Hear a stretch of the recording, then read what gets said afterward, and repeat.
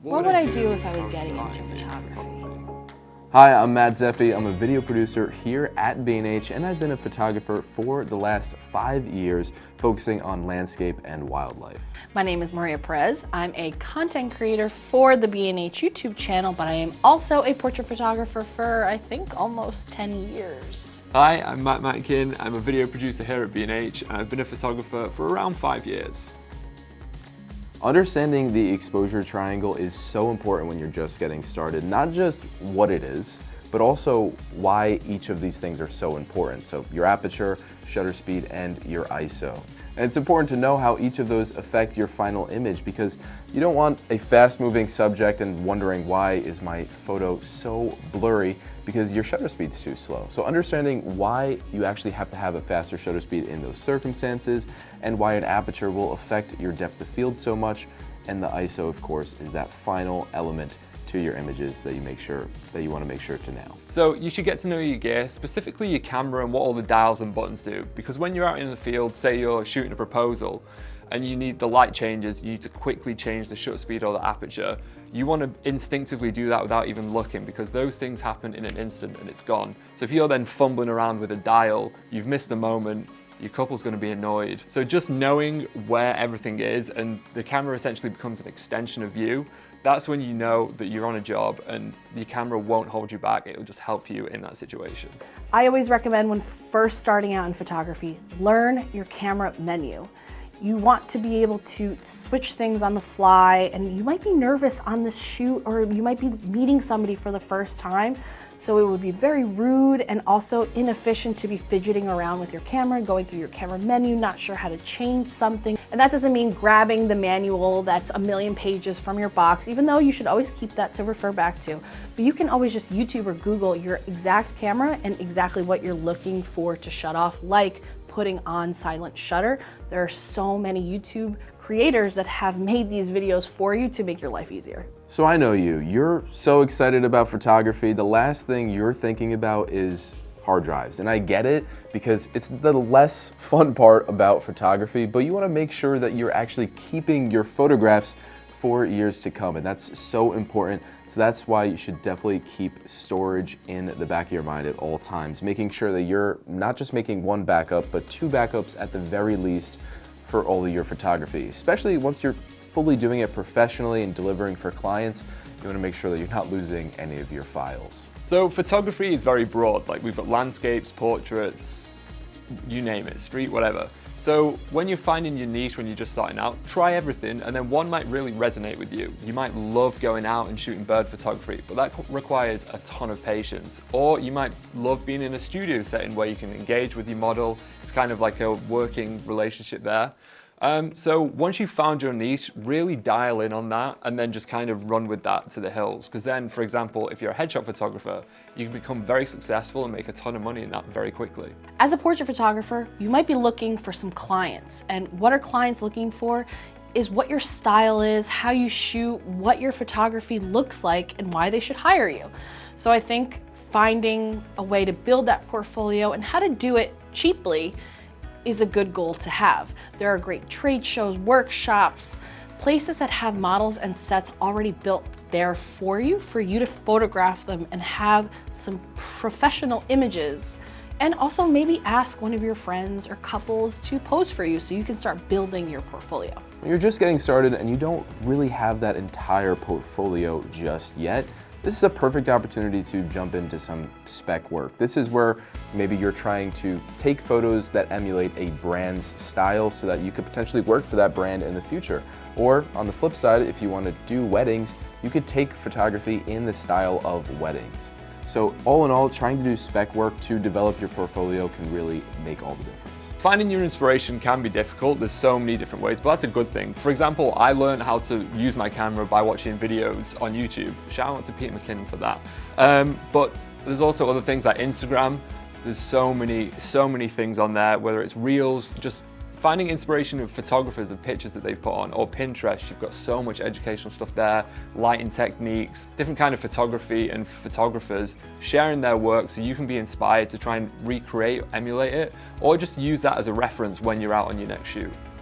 Man, this one I wish I knew when I was getting into photography, and that is how big of a deal lighting is. Lighting makes all of the difference. We got this massive key light right here, and that's adding a nice soft light on the left side of my face, and I've got some fill light coming from this white wall on the right here, and a backlight back there. Now, this is a portrait setting, so this is perfect for a portrait scenario, and that's where lighting just makes so much of a difference, because you want to make sure that the light on your subject's face is actually flattering. And in the same breath, if you're shooting landscapes, then you want to make sure that you're shooting in some of the best times of day, because you can't really light a landscape with a softbox. So aiming for around sunrise or sunset is going to bring with some of the best lighting conditions that you can ask for. This is more whether you're starting out or even if you're a full-on professional. It's important to set goals. What is it that you want to accomplish over the next 12 months or maybe over the next week? So it's important to set a goal. Maybe it's trying to aim for a certain amount of money you make in the next year and working towards that, making sure you're putting yourself out there and getting those gigs to get to that goal. You might not meet that goal, but that helped motivate you to get to that goal, and you might be surprised. Photography, like most things, it's like a muscle. You want to make sure that you're flexing that muscle every single day, flexing your creativity every single day. So practicing and putting in your 10,000 hours in photography is going to make such a big difference in the long run. And I can just tell whenever I'm taking photos constantly or taking photos day after day, I'm a much better photographer for it. Oftentimes people ask me what should be their first camera or what gear they should buy. I honestly always recommend, first and foremost, on education, knowing what the focal length does to your image. Because based on what type of image you're looking to get is the type of lens you should buy. And if you're starting out, maybe you're on a budget and you can only buy one lens. It's important to know what that one lens would do to your images. Now, we were talking about this in the off today. Camera gear as a whole isn't cheap, it's very expensive. Even the cheap stuff is a lot of money. But when you're starting out, you might have a small budget, and I would recommend investing in more expensive glass than camera bodies, because if you can, say, afford a really high-end piece of glass and a cheap camera body, you're going to get a miles better image than if you put a cheap kit lens on a really expensive camera body. So investing in glass and doing your research, like Maria said, about the focal length, so you're not wasting money on glass you don't need. And you might think that once you bought a camera and lens, you're done, but unfortunately there's a lot of accessories that you'll need to be starting out. So investing in good memory cards that are fast, that are going to future-proof you, so if you decide to take this further, you're not going to need to reinvest because you've bought cheap ones. And then a tripod. You've just bought this really expensive piece of electronics, a camera and a lens. Don't buy a $30 tripod to put on there, because you're going to do one shoot with it and instantly throw it away and then spend more money. Just invest in a tripod that you know is solid and you know that's going to do you right on your future shoots.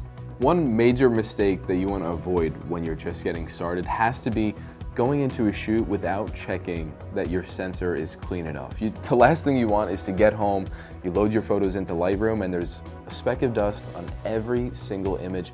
Made even worse if you're photographing portraits or weddings of some sort, and they're maybe on people's faces. How are you going to remove that? It's so much harder than a landscape with a little speck of dust in the sky. So making sure that you're using a little rocket blower on your sensor before a shoot, and that any dust definitely does not get on your sensor, is going to save your images in the long run. So this is a little bit of advice for those introverts who really need to get out of their shell.